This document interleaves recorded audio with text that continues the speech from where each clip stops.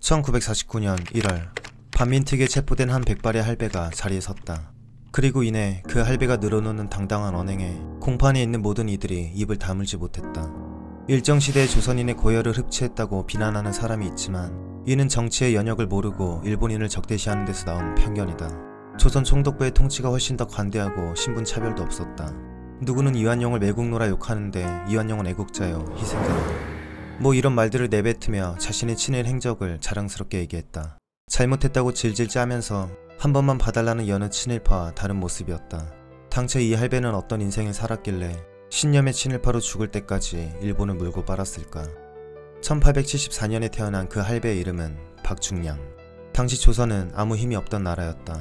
청나라, 일본, 그리고 러시아까지 조선을 삼키기 위해 호시탐탐 노리고 있었고, 조선의 왕이건 왕비건 백성들보단 자신들의 안위만 생각하여 부정부패로 나라는 이미 썩어가고 있었다.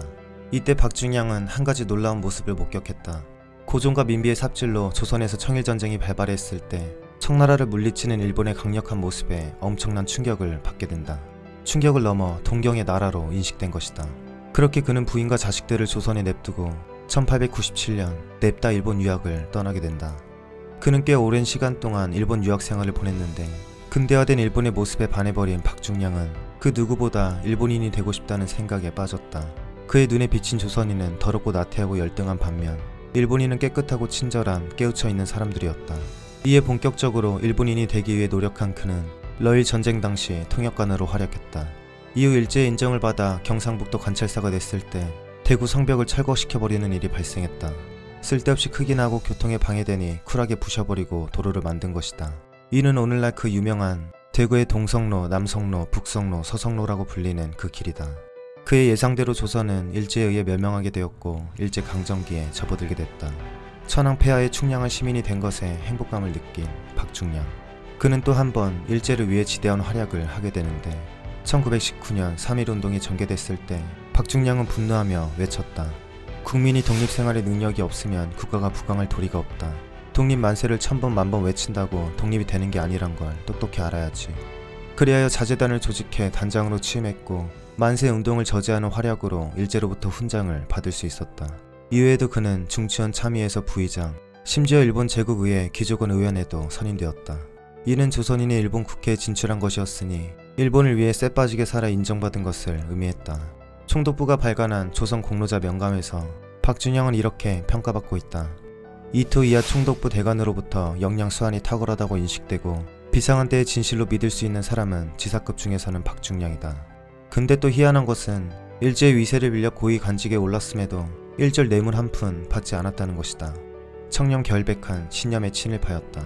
또한 박중량은 이토 히로부미를 인격자라며 칭송했는데 얼마나 물고 빨았는지 이토의 양아들이라는 별명까지 얻게 된다.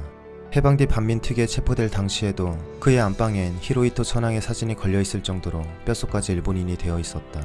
그렇게 공판에서 자신의 떳떳함을 주장하며 주변 모든 사람들을 아연실색하게 했고 당연히 반민특위가 해체되며 그는 아무런 처벌을 받지 않았다. 이후로 편안한 말년을 보내던 그가 1953년 또 한 번 한국인들의 뒷목을 잡게 할 수레라는 회고록을 냈다. 한말의 암흑시대가 일제시대에 들어 현대조선으로 개신되었고 정치의 목표가 인생의 복리를 더하는 것에 있었고 관공리의 업무도 위민 정치를 집행하는 것 외의 것이 아니었다. 두뇌가 공허해도 아는 체 하는 것이 조선인들의 병이다. 하등 자신감과 능력이 없는 자가 타인을 비판, 악평하는 것이 조선인의 버릇이다. 지도 조선인이면서 조선인이 열등하다 비하하는 참으로 신기한 인물이었다. 또한 이승만에 대해서도 소련이 우세하고 미국이 물러가게 되면 이승만은 보찜 싸느라 바쁠 것이라며 쉴 새 없이 조롱하고 비아냥대던 그가 나중엔 정신병원에 강제로 수감될 위기에 처하기까지 했다. 그러던 중 1959년 누릴 거 다 누리고 86세의 나이로 사망함에 따라 정신병원에 수감되는 위기는 면할 수 있었다. 그리고 그가 남긴 모든 재산은 2008년 국고로 환수 조치된다.